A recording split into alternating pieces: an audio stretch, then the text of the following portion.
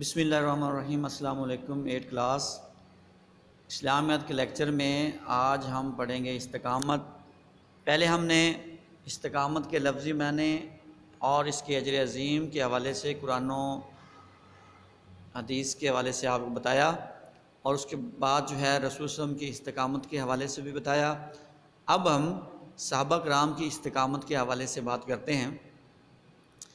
تو جس طرح صحابہ کرام رضی اللہ تعالیٰ عنہ نے استقامت کا مظاہرہ کیا، تاریخ میں اس کی مثال نہیں ملتی، تو صحابہ کرام نے استقامت کے جو کارنامے سر انجام دیے وہ بھی ہمارے لیے بہترین نمونہ ہیں۔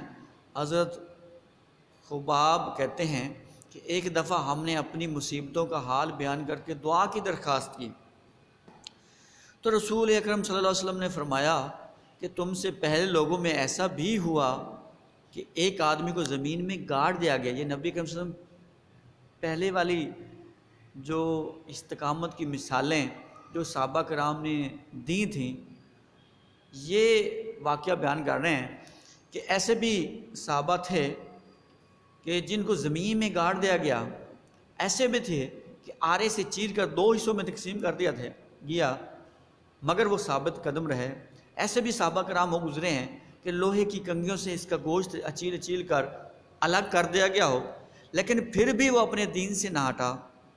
اور پھر انہی حضرت خباب کے ساتھ یہ ہوا کہ اسلام قبول کرنے کے نتیجے میں ان پر طرح طرح کے ظلم ڈھائے گئے، حتیٰ کہ ایک دن ایسا ہوا کہ زمین پر کوئلے دہکائے گئے، ان پر چت لٹا دیا گیا۔ ایک شخص ان کی جو چھاتی پر پاؤں رکھے کھڑا رہا کہ کہیں وہ کروٹ نہ بدل سکیں، یہاں تک کہ کوئلے آپ کے جسم کی چربی پگھلنے سے خود ہی ٹھنڈے پڑ گئے۔ اور یہ نشان عظیمت تو استقامت کے تمغے کے طور پر ساری عمر کے لیے آپ کے جسم پر ثابت ہو کر رہ گیا۔ ایک صحابی کے حوالے سے بات ہو رہی تھی، ایک صحابی حضرت خبیب رضی اللہ تعالیٰ عنہ کو سولی پر لٹا دیا گیا۔ سولی پر لٹکا کر نیزوں کی کچوکے اور تلواروں کی گھاؤ لگا کر اذیتیں دی گئیں۔ کسی ستم ظریف نے پوچھا، کیا خیال ہے خبیب؟ اب تو چاہتے ہوگے کہ کاش میری جگہ محمد ہو اور میں اس عذاب سے بچ جاؤں۔ حضرت خبیب نے جواب میں کہا کہ مجھے 100 دفعہ اس طرح کی اذیتیں دے کر مارا اور زندہ کیا جاتا رہے، مجھے منظور ہے، لیکن یہ گوارا نہیں کہ میرے پیارے رسول صلی اللہ علیہ وآلہ وسلم کے پاؤں میں ایک کانٹا بھی چھپے۔ محبت کا تقاضا دیکھیں کہ اپنی جان کی پرواہ کیے بغیر اذیتوں کو برداشت کیا، اور یہ گوارا نہ کیا کہ حضرت صلی اللہ علیہ وسلم کو ایک کانٹا بھی چبھے۔ اس شہید راہ وفا سے مرنے سے پہلے جو اشعار کہے ان میں سے ایک یہ بھی ہے کہ جب میں ایمان کی حالت میں اپنی جان دے رہا ہوں تو مجھے اس بات کی کوئی پرواہ نہیں کہ میں اللہ کی راہ میں زخم کھا کر گرتا ہوں تو میری دائیں کروٹ پہلے زمین پر لگتی ہے یا بائیں کروٹ۔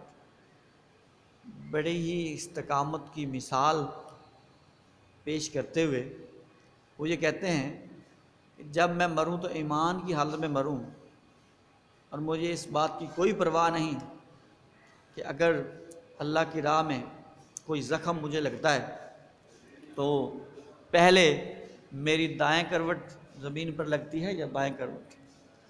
سچے اور مخلص مسلمانوں کی استقامت اور ثابت قدمی کی یہی کیفیت ہونی چاہیے۔ تاریخ اسلام کا دامن ایسی بے شمار مثالوں سے بھرا پڑا ہے۔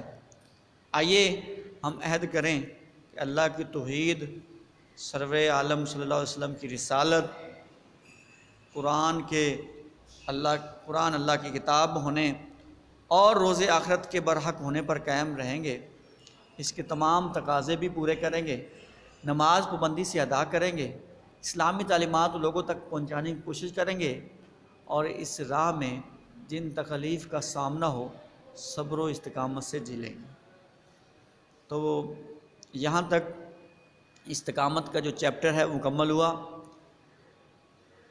استقامت کا کوئی بھی سوال آئے، سب سے پہلے استقامت کا مفہوم، اس میں لفظی اور اصطلاحی مفہوم، استقامت کی اہمیت قرآن کریم کی روشنی میں،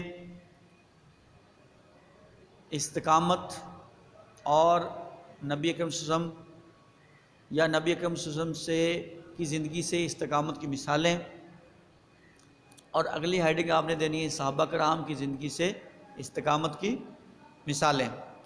تو اس طرح اس چیپٹر کو ایک سوال میں آپ نے اس انداز سے لکھنا ہے کہ کوئی بھی سوال آ جاتا ہے، مثال کے طور پر استقامت کا مفہوم آ گیا تو آپ نے استقامت کا مفہوم بھی لکھنا ہے اور باقی سوال بھی لکھنا ہے۔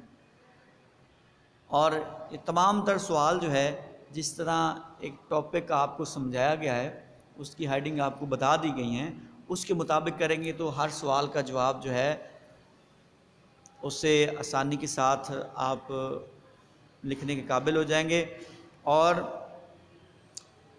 استقامت کا جو معنی و مفہوم بھی آپ کو واضح طور پر جو ہے وہ آپ سمجھ سکیں گے، اور اس کے اجر عظیم کے حوالے سے بھی صحابہ کرام کی زندگی سے اور نبی کریم صلی اللہ علیہ وسلم کی زندگی سے مثالیں بھی آپ اس میں دے سکتے ہیں۔